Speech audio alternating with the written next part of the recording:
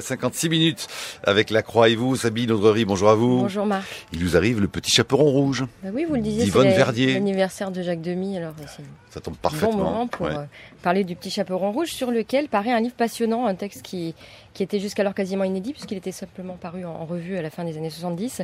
Un texte d'Yvonne Verdier, vous vous souvenez peut-être, Marc, d'Yvonne Verdier, grande figure de l'ethnologie française qui est disparue brutalement en 89, qui se fit connaître également à la fin des années 70, en 79, avec un livre révolutionnaire, Façon de dire, façon de faire, qui était une monographie consacrée à un village de Bourgogne où elle avait recueilli des témoignages de femmes, la couturière, la laveuse, la cuisinière, les femmes qui aident, écrivait-elle, femmes du village qui aidaient pendant des siècles à donner naissance, à laver les morts et tant d'autres choses hautement symboliques.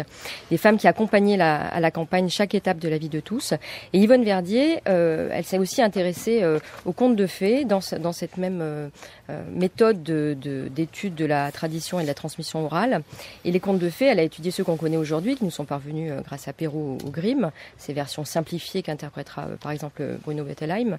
Mais surtout, Yvonne Verdier, elle a remonté aux versions antérieures de ces contes et à la genèse du Petit Chaperon Rouge. C'est son étude sur ce texte qui paraît aujourd'hui pour la première fois en livre, grâce à la qualité, faut le dire, des éditions Alia, dont le catalogue est plein de ce genre de perles. Et le Petit Chaperon Rouge dans la tradition orale, c'est le titre. Yvonne Verdier l'a construit à l'aune de ses travaux d'ethnologue, en dégageant des interprétations et des révélations ethnographiques de ces versions orales antérieures de toutes les régions de France. Et ce qu'on découvre est proprement passionnant. Elle nous explique que le Petit Chaperon Rouge, ce qu'on croyait être, je pense que c'est votre cas, Marc, l'histoire d'un méchant prédateur qui veut manger une petite fille innocente.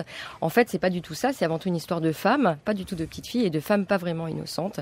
En fait, c'est l'inverse quand même. C'est une petite fille qui veut manger. L'histoire pas seulement, vous allez voir. L'histoire d'une jeune fille envoyée en visite chez sa grand-mère ou sa mère, le plus souvent dans les versions antérieures, pour y recueillir les secrets ancestraux de la féminité. Une jeune fille qui va en chemin rencontrer le loup. Alors, il y a tout un passage intéressant qui s'attache à déchiffrer l'expression devenue grivoise, mais qui n'était pas au départ de voir le loup. Et elle remarque que toutes ces anciennes versions ne s'appelaient pas du tout d'ailleurs le Petit Chaperon Rouge, mais le conte de la mère Grand, la jeune fille et le loup, et que la coiffe rouge y était très rarement mentionnée. Elle remarque surtout que tous ces contes anciens, dans tous ces contes, il est question d'une route à choisir, hautement symbolique. Quand la jeune femme quitte la maison et se dirige vers la forêt, le loup l'interroge sur ses projets et lui demande « Vas-tu emprunter le chemin des aiguilles ou le chemin des épingles ?» Alors, mention mystérieuse pour nous au XXIe siècle, mais qui, dès le XIe siècle, avait une signification précise, peut-être qu'Emmanuel Laurentin la connaît. Les aiguilles servaient à coudre, à apprendre son rôle de femme adulte et à tenir une maison, et les épingles servaient à se parer, à se faire belle pour la noce.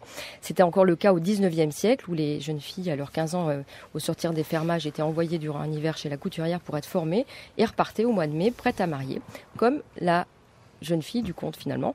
Tous ces éléments, Yvonne Verdier les a collectés, finalement on s'en rend compte au cours de ses recherches ethnographiques, et les applique à la compréhension du conte, et elle en fait véritablement un conte initiatique, une histoire de voyage vers l'âge adulte et de passation de pouvoir entre femmes, l'aînée devant mourir pour permettre à la plus jeune d'acquérir les attributs de la féminité et de la maternité, et une histoire où le loup, ou l'homme, joue un rôle assez mineur. Et elle va plus loin, Yvonne Verdier, j'en finirai là, elle montre que la modification et l'allègement de l'histoire par Charles Perrault et les Grimm, de tout ce qu'elle avait de monstrueux et de sexuel, la suppression des scènes d'anthropophagie également, elle montre que cette édulcoration de l'histoire, ça signe précisément quelque chose de très important au tournant du XVIIe siècle, qui voit la société se masculiniser, les pouvoirs du corps et les secrets féminins être peu à peu déniés. Je vous vois faire de grands gestes, je suis très en retard. C'est pas moi, c'est la portue qui geste. Mais j'ai commencé tard.